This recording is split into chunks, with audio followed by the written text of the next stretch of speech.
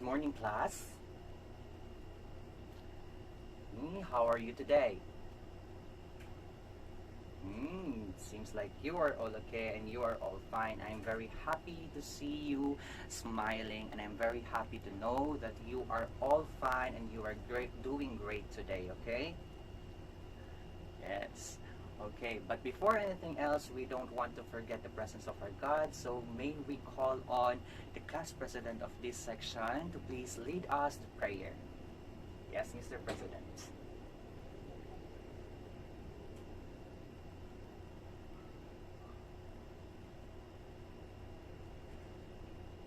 Thank you very much, Mr. President. You may now take your seat. Okay, class, before taking your seat, please look at the bottom of your chairs. Put all the unnecessary things on your bags, and of course, please clean your desks. Okay? Okay, thank you very much. Okay, in this juncture, let me check your attendance. If, or I will call each rows, and if there is an absentees, the student on the right center aisle will say the surname of that absentees, but then if everyone is present on the row, everyone will clap twice. Can you get it? Okay. Okay. Let's begin with the row number 1. Oh, everyone claps twice, so it means that they are all present. Row number 2. Wow, very good. How about row number 3? Very good. How about row number 4?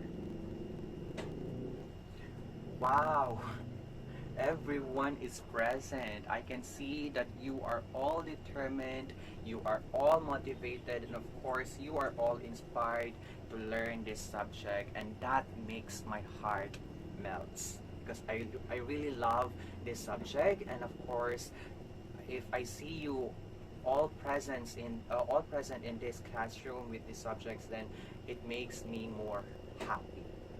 Okay, let us all love this subject because this is a very great subject. Okay, all right. Last time we talked about noun and the different types of noun. Okay, and we know from that there are actually types of noun that cannot be pluralized, or we cannot add s on it if we are going to pluralize that word. And those are, yes, very good. Those are the non-count nouns. Now I have a question. How can we pluralize those, or how can we quantify those non-count nouns? Anyone? Okay, anyone? Okay, it seems like you are all curious about it. You are all confused how to make it plural, but then you'll know about that later on. Okay, later on as we start on our lesson for today. All right, I have prepared an icebreaker for today, and all you have to do is to clap once if the word that I'll be going to say has a plural form, or we can add s on it to be pluralized. But then if the word that I'm going to tell you or to say is a non-count nouns, or cannot be pluralized by using s or by adding s, then you can clap twice. Okay, is that clear? Okay, very good. Okay, let's start with the first word, rice. Rice. Yes, of course, you have to clap twice because rice cannot be pluralized. We cannot add s on it and make it rices because rice doesn't have a plural form. So how can we quantify this? By using partitives. Okay, we can say a cup of rice, a grain of rice, a half kilogram of rice, a 1 kilogram of rice. Is that clear? Okay, we have our second word, which is bag. Bag. Yes, I expected that you will clap once because bag can be pluralized and that is very common. Okay, we can add s on it in order for us to tell that there are a lot of bags. So from bag to bags. Okay, that is how we pluralize bag. How about number 3? Water. Water.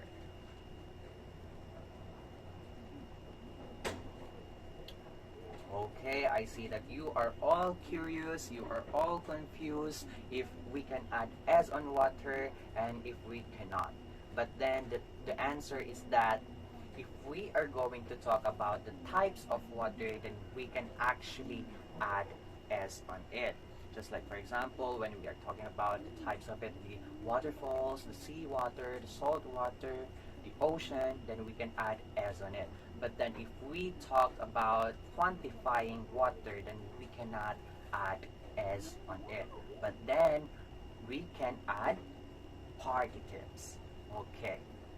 Just like, for example, a cup of water, a glass of water, a pail of water, a bucket of water, a liter of water, a gallon of water. Okay, that is how you, yes, how you quantify water. Okay, next word is mug. Mug.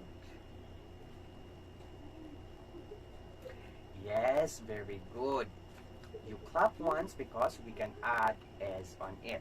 Okay, mugs. From mug to mugs. Singular is mug, plural is mugs. If you see just one mug, then you can say that it is a mug. But then if you see a lot of mugs, then you can say those are mugs. Okay. Lastly, we have the word sugar. I'm sorry, sugar.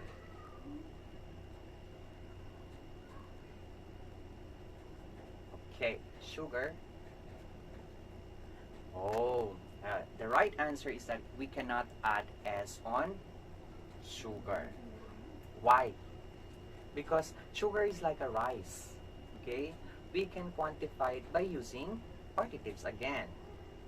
Of course, or we can use the phrase a cup of sugar, teaspoon of sugar, a spoonful of sugar, um, 1/2 kilogram of sugar, a 1 kilogram of sugar, a 1/4 kilogram of sugar.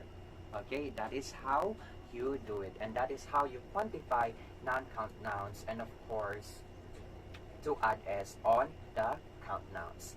Okay, now class, I know that I have already mentioned what are we going to tackle in this morning, but then I still want you to answer this question. What do we call the word that, or the words that we use to quantify non-count nouns and count nouns? Yes, very good. They are called the partitives. They are called partitives.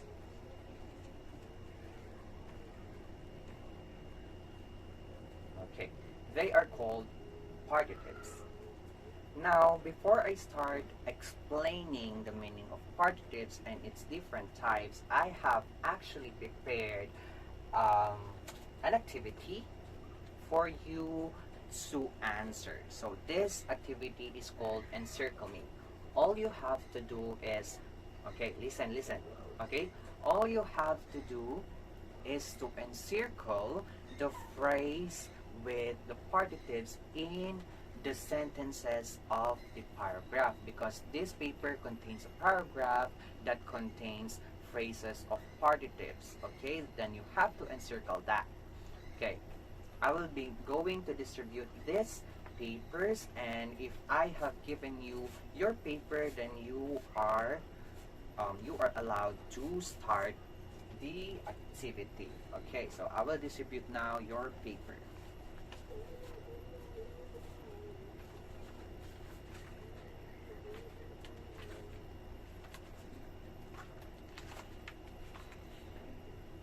Please pass the paper.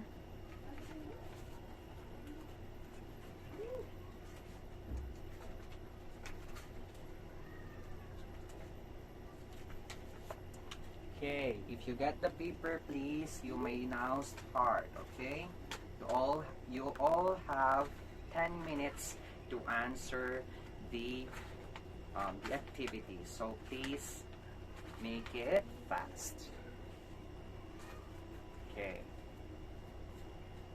Does anyone have a paper now? Okay, your 10 minutes starts now. Not forget to write your name at the top of the paper, please.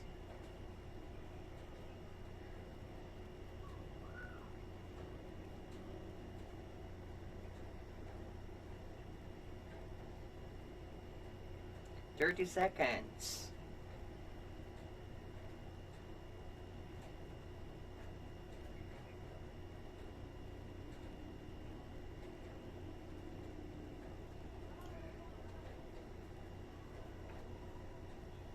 Okay, are you done? Okay, if you are all done, please pass your papers forward so I can collect, okay? Finish or not finish, please pass your papers forward. The 10 minutes that I've given for you is already finished, okay? Okay, thank you. Thank you. Okay, thank you. Okay. Now that you are all done, let me ask you some questions. Okay, let's start with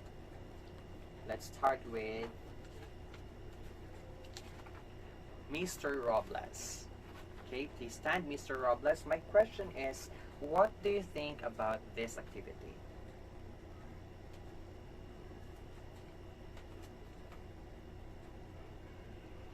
Yes, very good. I actually made this activity for you to be familiar with partitives. Okay.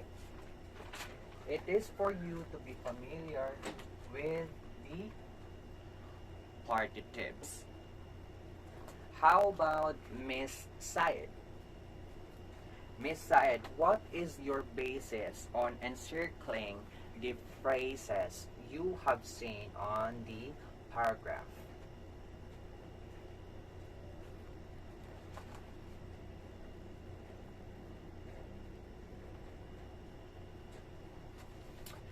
Yes, very good.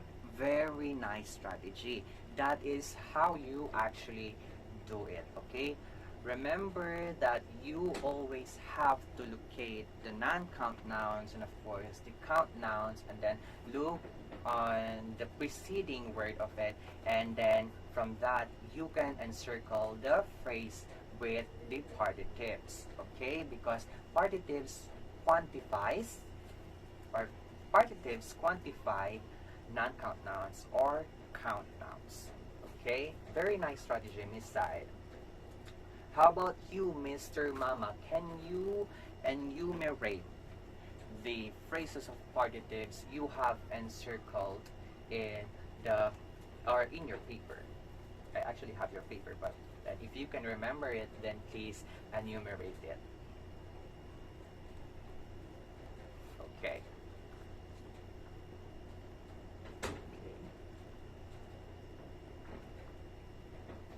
Yes. Yes. Yes. Very good. You have completely enumerated the phrases with partitives, okay? Because we can actually see on the first sentence of the paragraph the phrase a cup of rice, and on the second sentence of the paragraph we can see a glass of water, and on the third sentence of the paragraph, we can actually observe that there is a basket of food, and on the fourth paragraph, we have the container of gasoline, and on the last sentence of the paragraph, we see that there is actually 1/4 of sugar as a phrase with partitive. Yes, very good, Mr. Mama. Now let me ask you all, do you still want to learn more about partitives? And do you still want to know the types of partitives? Okay, very good. I see that you are all very determined to learn partitives. So let me introduce you to partitives. Okay, but before anything else, let me ask Miss Guzman to please please tell us what is your opinion on partitives based on what you have heard today.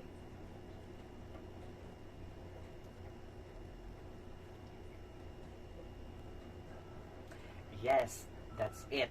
Exactly. Partitives are actually used to quantify non-count nouns and also count nouns. Okay? We use partitives in order to quantify non-count nouns, but then if we really want to be specific, then we can also use partitives on count nouns. Okay? Now, to simply apply partitives, you always have to remember, or let me put this first, the meaning of partitives. Okay, used to quantify non-count nouns and count nouns. And then if you want to apply partitives on your sentences, then all you have to remember is this format.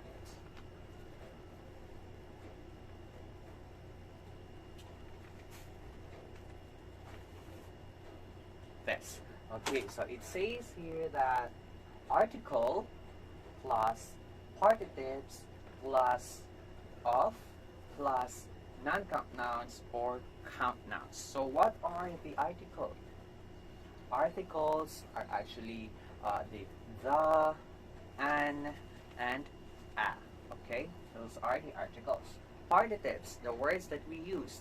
So for example, the cup, 1/2 of sugar, 1/2 slice, bugs, bars. That's the partitives. And of course, the preposition of and non-count nouns or the count nouns that we are going to quantify. We actually have an example for it. The example is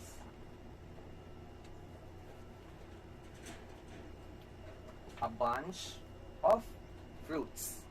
A bunch of fruits. We use the article a, bunch as partitives of, and of course the count nouns fruits. Okay, very good. That is the example of how we apply partitives on our sentences. Can you follow it? Very good. All right. Since you all know now the application of partitives, then let me introduce you the types of partitives. But then before that, let me ask you a question. Okay? What do you think is the reason why we have the types of partitives? What do you think is the reason why we have the types of partitives? Okay, yes.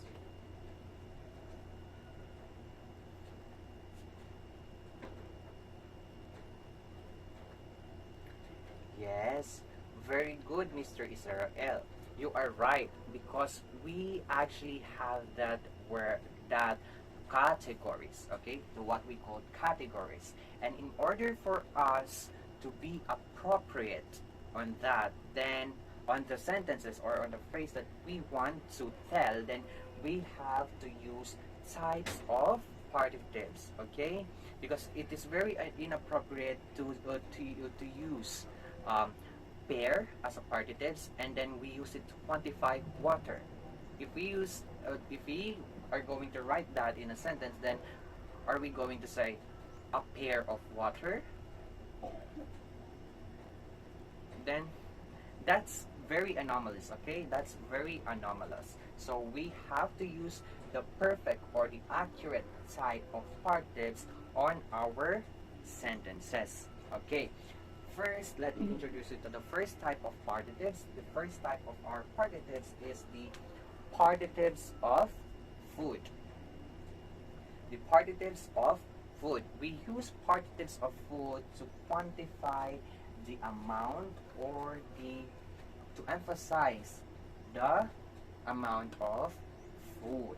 Okay, we have here the example for the partitives of food, a loaf of bread. A loaf of bread. Okay, we are very specific. We said that it is not bread, but a loaf of bread. Very specific on quantifying the bread. Okay, next is a cup of rice. A cup of rice, because if we actually say rice, then the receiver or the recipient of that would be curious if what kind of rice, a sack of rice, grains of rice. Okay, the next example is a bowl of spaghetti. Okay, very specific, just a bowl of spaghetti. Can you get it, class? Yes, very good. Now, if that's the case, then we have to proceed on the partitives, or the second type of partitives, the partitives of, or partitives for liquid. Okay, just like the partitives of food, we use partitives for liquid to quantify the amount or the volume of the liquid.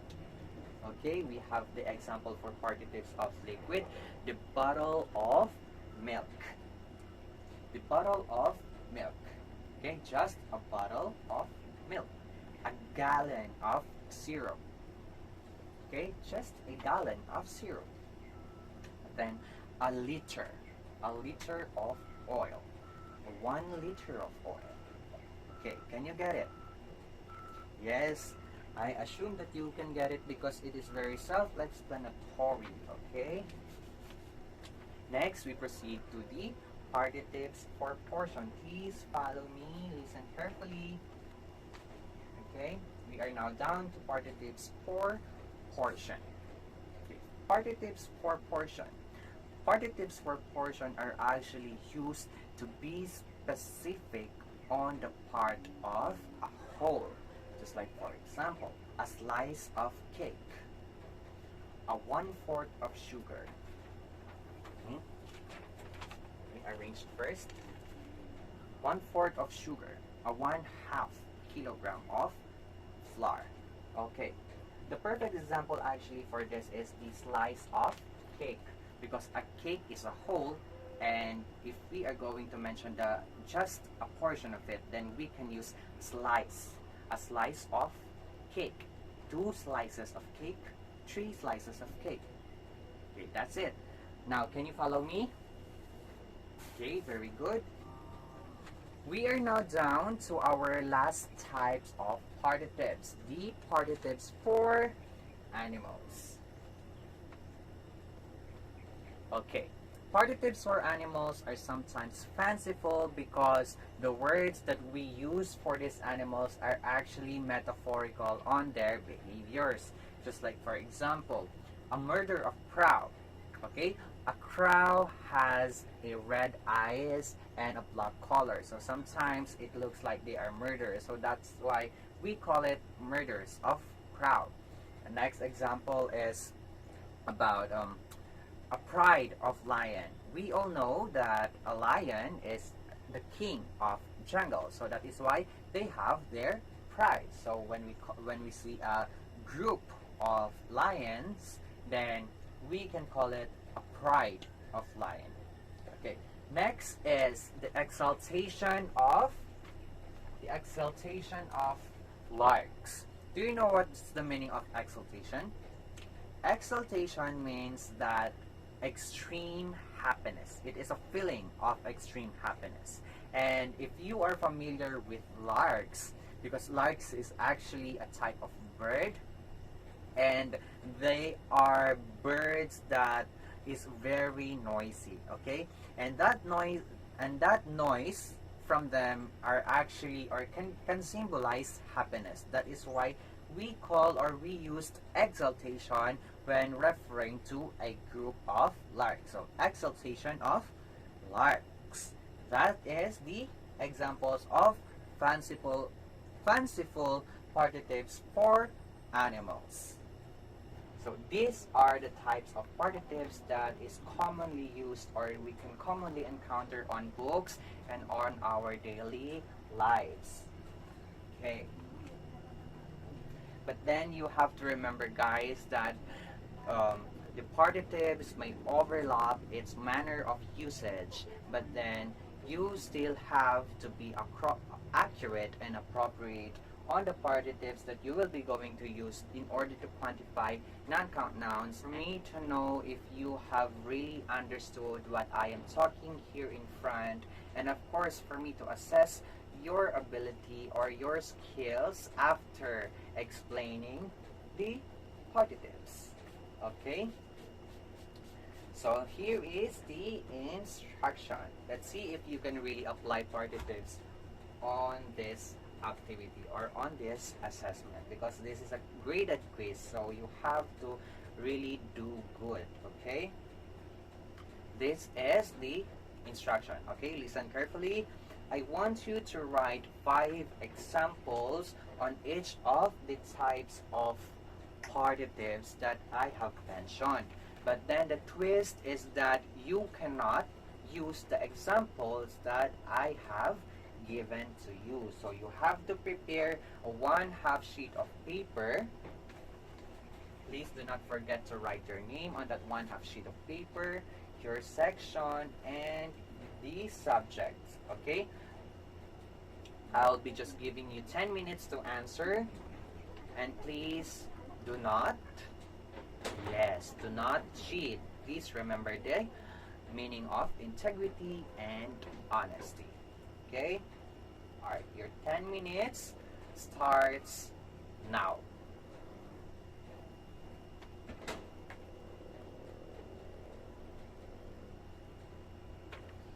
Okay? Please have the integrity.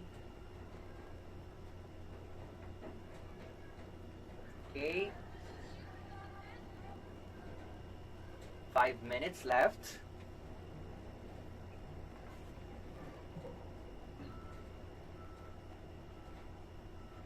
Okay. Okay, are you done? Okay, finished or not finished, please pass your papers forward, because I'll be collecting that one. The late will be deducted by points. Okay? Okay, thank you. Thank you. Thank you very much.